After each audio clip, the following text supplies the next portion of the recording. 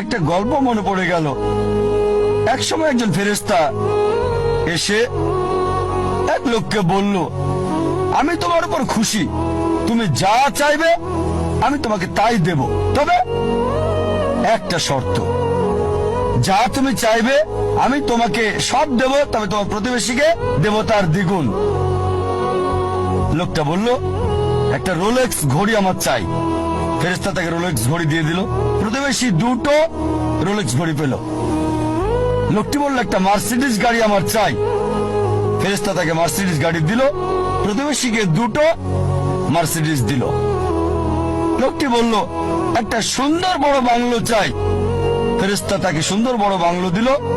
তার প্রতিবেশীকে দেওয়া হলো দুটো সুন্দর বড় বাংলো।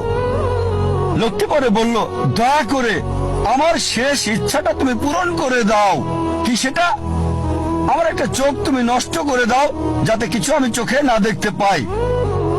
চিন্তা করেন, সে তার নিজের চেয়ে প্রতিবেশীকে নিয়ে বেশি ব্যস্ত। তার জীবন সহজ কিন্তু জটিল সেটা ভাবছে না সে। প্রাচুর্য কি দারিদ্রতা যাই থাকুক, সে বেশি চিন্তিত তার প্রতিবেশীর চেয়ে ভালো জীবন যাপন করা নিয়ে।